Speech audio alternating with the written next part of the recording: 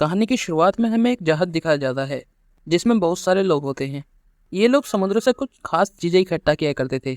उसी शिप में एक प्रिंस भी होता है जिसका नाम एरिक होता है। एरिक को भी ये खास चीजें इकट्ठा करने का शौक था, इसलिए वो भी अक्सर इन जहाजों के सफर में आया करता था। आज के दिन मून फेस्टिवल होता है और सभी लोगों को लगता है कि आज के दिन जलपरियां पानी से बाहर आती हैं और इस शिप के सभी लोग जलपरियों को आज रात पकड़ना चाहते थे। लेकिन एरिक सभी को ऐसा करने से मना करता है। एरिक के साथ हमेशा एक आदमी रहता था जो एरिक की मोम का खास आदमी था और एरिक का सलाहकार भी था। वो एरिक को ये सब छोड़ने के लिए कहता है, लेकिन एरिक को तो ये करना ही पसंद था। इसके बाद हमें समुद्र की दुनिया दिखाई जाती है जो कि बहुत खूबसूरत होती है। वहीं समुद्र के अंदर एक किंग रहा करता था जिसकी 7 बेटियां थी जो कि जलपरियां होती हैं। वो अपनी सारी बेटियों को अपने पास बुलाता है, मगर उनकी 7वीं बेटी वहाँ नहीं थी, यानी उनकी सबसे छोटी बेटी जिसका नाम एरियल था। किंग यहाँ पर एक केकड़े को बुलाता है जो किंग की सारी बात मानता था। किंग उस केकड़े को एरियल को ढूंढने के लिए भेजता है। उधर हम एरियल को देखते हैं जो कि इंसानों की चीज़ों की बहुत शौकीन थी। वो अक्सर इंसानों की चीज़ों को इकट्ठा करती थी और उन्हें संभाल कर रख लिया करती थी। एरियल इंसानों की चीज़ों की तलाश में बहुत दूर निकल जाती है। एरियल इंसानों के डूबे हुए जहाज में जाकर इंसानों की चीज़ों को इकट्ठा करने लगती है, लेकिन अचानक वहाँ एक शार्क आकर एरियल पर अटैक कर देती है। एरियल किसी तरह से उस शार्क को एक जगह पर फंसाकर वहाँ से निकल जाती है। उसका एक परिंदे दोस्त भी होता है। एरियल को उस जहाज से एक कांटा मिला था। एरियल अपने परिंदे दोस्त से पूछती है कि ये किस चीज़ के लिए इस्तेमाल किया जाता है, लेकिन उस परिंदे को भी इस चीज़ के बारे में पता तो नहीं था, पर वो कहता है कि इससे बाल बनाए जाते हैं। अब ये सुनकर एरियल भी अपने बाल बनाने लगती है। वहाँ पर वो क्रैब आता है और वो एरियल को बताता है कि आज मून फेस्टिवल है और महाराज ने आपको बुलाया है। ये सुनकर एरियल तुरंत निकल जाती है। वहीं पर एक जादूगरनी भी होती है जिसे सी विच भी कहा जाता था। वो भी एरियल पर नजर रख रही होती है। उधर एरियल भी अपने डैड के पास पहुंच जाती है। उसके डैड उससे पूछते हैं कि तुम कहाँ गई थी। एरियल बताती है कि वे इंसानों की चीज़ों की तलाश में गई थी। ये सुनकर उसके डैड गुस्सा हो जाते हैं। एरियल अपने डैड से पूछती है कि आपको इंसानों से इतनी नफरत क्यों है। दरअसल एरियल की मोम को भी एक इंसानों ने मारा था, इसलिए एरियल के डैड इंसानों से नफरत करते हैं। अब एरियल ये सुनकर वहाँ से चली जाती है और वहाँ आ जाती है जहाँ पर वो इंसानों की चीज़ों को इकट्ठा करती थी। यहाँ पर बहुत सारी इंसानों की चीज़ें होती हैं। उधर किंग को भी पता था कि एरियल उनकी बात नहीं मानेगी, इसलिए वो क्रैब को एरियल पर नजर रखने के लिए कहते हैं। अब हम एरियल को देखते हैं जिसकी हमेशा से एक ख्वाहिश थी कि वो इंसानों की दुनिया को देखे। तभी उसे पानी के ऊपर कुछ आतिशबाजियां होते हुए दिखाई देती हैं, इसलिए वो उसे करीब से देखने के लिए पानी की सतह पर आ जाती है। वो देखती है कि ये आतिशबाजियां एक जहाज से आ रही हैं और ये जहाज उस प्रिंस एरिक का था। एरियल उस जहाज पर एरिक को देखती है जो कि दुनिया घूमना चाहता था, लेकिन वो अपने राजकुमार होने की वजह से बंधा हुआ था। एरियल को एरिक की ये बातें अच्छी लगती हैं और वो उसमें अपने आप को देखती है। अब एरियल को एरिक अच्छा लगने लगा था। ये सब चल ही रहा था कि अचानक समुद्र में बहुत तेज तूफान आ जाता है और उनका जहाज एक चट्टान से टकरा जाता है। उनका जहाज पूरी तरह से आग में जलने लगता है। एरिक देखता है कि उसका डॉग अभी भी जहाज में फंसा हुआ है, इसलिए एरिक उसको बचाता है, लेकिन तभी जहाज बीच में से टूटने लगता है और एरिक पानी में गिर जाता है। वो समुद्र में डूबने लगता है, लेकिन तभी एरियल आकर उसे बचा लेती है और उसे किनारे पर ले आती है। अब एरियल एरिक को होश में लाने के लिए गाना भी सुनाती है, लेकिन तभी अचानक वहाँ एरिक के सिपाही आ जाते हैं, जिसे देखकर एरियल वहाँ से भाग जाती है। अब जैसे ही एरिक पूरी तरह से होश में आ जाता है तो वो अपने सिपाहियों को देखता है, लेकिन एरिक जानता था कि उसकी जान एक लड़की ने बचाई है। उधर वो सी विच ये सब देख रही थी। ये देखकर वो बहुत खुश होती है। अब हम एरियल को देखते हैं। जब से वो एक इंसान से मिली है, यानी एरिक से, तब से वो खोई खोई सी रहने लगी है क्योंकि वो एरिक को पसंद करने लगी थी। अब हम एरिक को देखते हैं जिसका इलाज चल रहा था। वो अपनी मोम के पास आता है और उनसे कहता है कि आपको वो लड़की मिली जिसने मेरी जान बचाई थी। उसकी मोम कहती है कि अभी तक नहीं मिली, लेकिन जल्द ही हमें मिल जाएगी, पर इस वक्त तुम्हें आराम करना चाहिए। एरिक कहता है कि नहीं, मैं उस लड़की को खुद ढूंढना चाहता हूँ। अब एरिक रोज समुद्र के पास जाता है और वो दोबारा जहाज़ों का सफ़र करता है कि शायद वो लड़की उसे दोबारा मिल जाए। उधर हम एरियल को देखते हैं जो कि खोई खोई सी रहने लगी थी। अब उसके डैड को भी उस पर शक हो गया था, इसलिए वो क्रैब को बुलाते हैं। क्रैब किंग को सब कुछ सच बता देता है कि एरियल ने एक इंसान की जान बचाई है।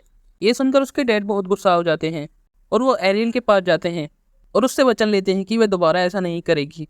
लेकिन एरियल अपने डैड की बात नहीं मानती, जिससे उनके डैड को बहुत गुस्सा आ जाता है और वो वहाँ रखी सभी इंसानों की चीज़ों को तोड़ने लगते हैं। एरियल उन्हें रोकने की कोशिश करती है, लेकिन वे नहीं रुकते और सभी चीज़ों को तोड़कर वहाँ से चले जाते हैं। अब एरियल सभी चीज़ों को देखकर बहुत दुखी हो रही थी। तभी उसके पास वो सी विच आती है और वह एरियल को बताती है कि मुझे सभी लोग समुद्र की जादूगरनी कहते हैं और मैं सबको जानती हूँ कि तुम्हें क्या चाहिए, लेकिन इसके लिए पहले तुम्हें मुझसे मिलना होगा। अब एरियल उस विच से मिलने पहुंच जाती है। वो विच एरियल से कहती है कि मैं जानती हूँ कि तुम्हें एक इंसान से प्यार है और तुम इंसानों की दुनिया में जाना चाहती हो। मैं तुम्हारी मदद तो कर सकती हूँ, लेकिन इससे पहले मेरी एक शर्त है। वो विच कहती है कि मैं तुम्हें एक इंसान बना तो दूंगी और तुम्हें चलने के लिए पैर भी दे सकती हूँ, लेकिन इसके लिए तुम्हें अपनी आवाज़ मुझे देनी होगी और तुम्हें 3 दिनों के अंदर उस इंसान को अपने प्यार के बारे में बताना होगा। अगर तुम ऐसा ना कर पाई तो तुम्हें हमेशा हमेशा के लिए मेरे साथ रहना होगा। अब एरियल उस जादूगरनी की ये शर्त मान जाती है। इसके बाद वो विच एरियल की आवाज़ एक लॉकेट में कैद कर लेती है और उसे अपने गले में बांध लेती है। अब वो विच एरियल पर अपना मैजिक करती है और उसे एक इंसान में बदल देती है। अब जबकि एरियल एक इंसान बन चुकी है तो उसका पानी में सांस लेना मुश्किल हो रहा था, इसलिए वो जल्दी जल्दी तैरकर ऊपर आती है। दरअसल ये विच की एक चाल थी। वो तो बस एरियल के डैड को हराकर समुद्र की रानी बनना चाहती थी। अब वहीं पर एक मछुआरा होता है जिसके जाल में एरियल आ जाती है। वो मछुआरा एक लड़की को देखकर बहुत हैरान था। इसके बाद वो एरियल से कहता है कि तुम घबराओ नहीं, मैं तुम्हें अपनी रानी के पास ले जाऊंगा। इस तरह एरियल रानी के पास पहुंच जाती है, जो और कोई नहीं बल्कि एरिक की मॉम थी। वहाँ पर एरियल का बहुत अच्छे से ख्याल रखा जाता है। अब एरिक भी उससे मिलने के लिए आता है, लेकिन एरिक एरियल को नहीं पहचान पाता क्योंकि अब एरियल बोल नहीं सकती। तभी वहाँ पर वो क्रैब आता है जो एरियल को बताता है कि तुम्हें 3 दिन के अंदर अपने प्यार का इजहार करना होगा, नहीं तो तुम्हें हमेशा हमेशा के लिए उस विच के पास कैद होकर रहना होगा। अब ये सुनकर एरियल वहाँ से चली जाती है। अब जबकि वो इंसानों की दुनिया में आ जाती है तो वो कई चीज़ों को देखना चाहती थी, इसलिए वो महल में इधर उधर घूमने लगती है और एक जगह पर पहुंच जाती है जहाँ पर एरिक की कुछ खास चीज़ें रखी हुई थी। एरियल चीज़ों को देख ही रही होती है कि इतने में वहाँ पर एरिक भी आ जाता है। एरिक भी एरियल को सभी चीज़ें दिखाने लगता है। अब एरियल एक पत्थर को तोड़कर उसमें से हीरा निकालकर एरिक को देती है, जिसके बारे में एरिक को भी अभी तक पता नहीं था। अब एरिक उसको कई चीज़ें दिखाता है। इसके बाद एरिक के पास उसका गार्डियन आता है जो एरिक से पूछता है कि अभी भी हमें उस लड़की को ढूंढना चाहिए। एरिक कहता है कि हाँ, हमें उस लड़की को नहीं भूलना चाहिए जिसने मेरी जान बचाई थी, और हमें एक घोड़ा गाड़ी चाहिए, मैं खुद उस लड़की को ढूंढना चाहता हूँ। इसके बाद वह घोड़ा गाड़ी में बैठकर निकल जाते हैं। एरियल भी एरिक के साथ होती है। एरियल समुद्र के किनारे बहुत मज़े से घोड़ा गाड़ी दौड़ा रही थी। इसके बाद वो एक गांव में पहुंच जाते हैं। यहाँ पर वो बहुत मज़े करते हैं। अब रात होने पर एरिक एरियल को बोट की सैर कराता है। वहीं पर एरियल के जानवर दोस्त भी होते हैं जो बात कर रहे होते हैं कि ये सही वक्त है। एरियल को एरिक को अपने दिल की बात बता देनी चाहिए। अगर एरियल एरिक को किस कर देगी तो हमेशा हमेशा के लिए वो इंसान बनकर रह सकती है।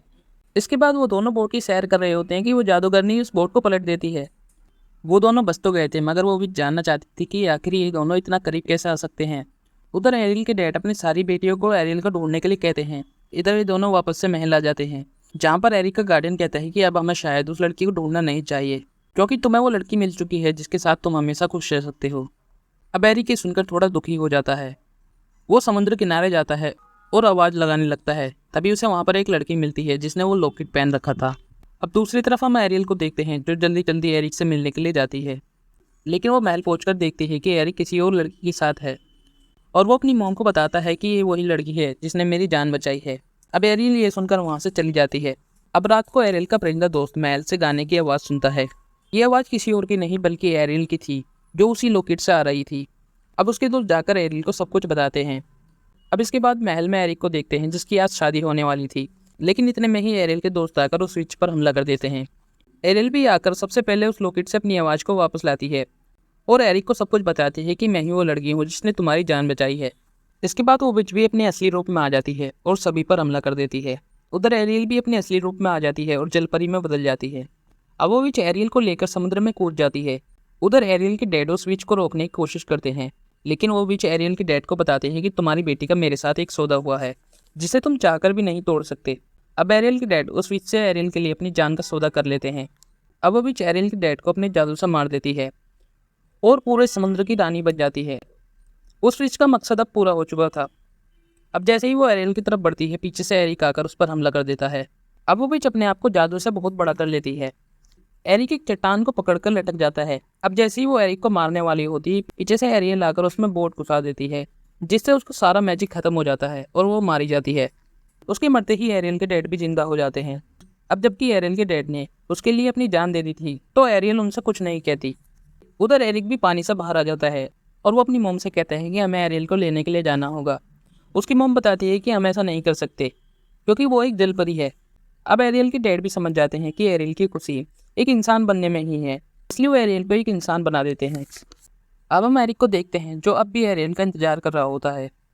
इतने में ही एरियल वहाँ पर आ जाती है। एरिक एरियल को देखकर बहुत खुश होता है। अब उन दोनों की महल में शादी हो जाती है और ये पूरी दुनिया घूमने के लिए निकल जाते हैं।